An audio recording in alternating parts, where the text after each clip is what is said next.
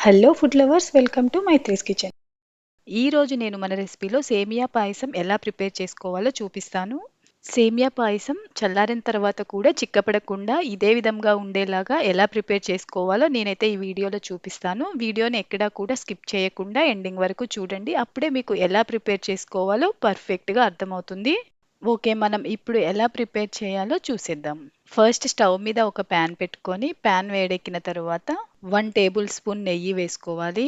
నెయ్యి హీట్ ఎక్కిన తరువాత డ్రై ఫ్రూట్స్ వేసుకొని, డ్రై ఫ్రూట్స్‌ని లైట్ కలర్ చేంజ్ అయ్యేంత వరకు ఫ్రై చేసుకోవాలి. చూస్తున్నారు కదా! నేను కొద్దిగా ఎండు కొబ్బరి, జీడిపప్పు, బాదం అలాగే కిస్మిస్ తీసుకున్నాను. మీకు ఇంకేమైనా ఇష్టమైన డ్రై ఫ్రూట్స్ ఉంటే వాటిని కూడా వేసుకొని లైట్ గోల్డెన్ కలర్ వచ్చేంత వరకు ఫ్రై చేసుకొని పక్కన పెట్టుకోవాలి. ఇప్పుడు అదే నెయ్యిలో 250 గ్రామ్స్ నేను సేమియా తీసుకున్నాను. ఆ సేమియాని గోల్డెన్ కలర్ వచ్చేంత వరకు తిప్పుకుంటూ ఫ్రై చేసుకోవాలి. స్టవ్‌ని మీడియం ఫ్లేమ్‌లో ఉంచుకొని మధ్య మధ్యలో తిప్పుకుంటూ ఫ్రై చేసుకోండి.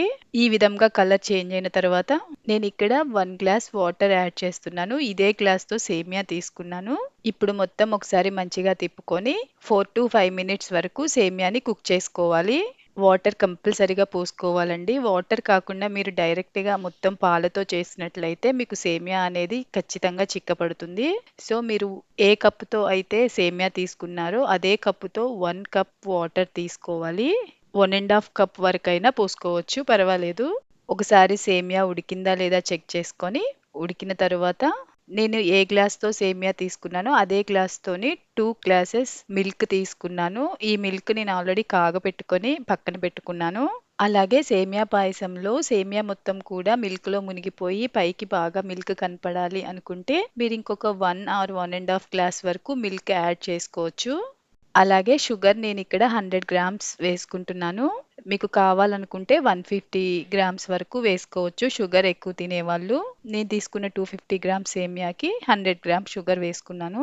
ఇప్పుడు మొత్తం ఒకసారి తిప్పుకొని మూత పెట్టి 3-4 మినిట్స్ వరకు ఉడికించుకోవాలి. స్టవ్‌ని మీడియం ఫ్లేమ్‌లో పెట్టుకొని ఉడికించుకోండి.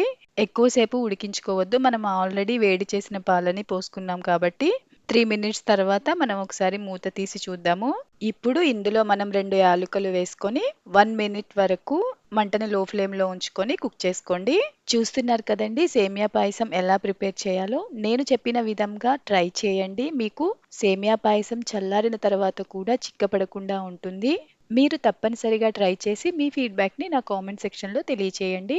1 మినిట్ తర్వాత లాస్ట్‌కి డ్రై ఫ్రూట్స్ అన్నీ కూడా వేసుకొని ఒకసారి మొత్తం కలుపుకొని స్టవ్ ఆఫ్ చేసుకోవడమే. చూసారు కదండీ సేమియా పాయసం ఎలా ప్రిపేర్ చేయాలో. మీకు గనక ఈ వీడియో నచ్చినట్లయితే ప్లీజ్ లైక్ చేయండి, షేర్ చేయండి. మరిన్ని ఇంట్రెస్టింగ్ రెసిపీస్ కోసం నా ఛానల్‌ని సబ్స్క్రైబ్ చేయండి. Thank you for watching. మళ్ళీ నెక్స్ట్ వీడియోలో కలుద్దాం. Bye bye.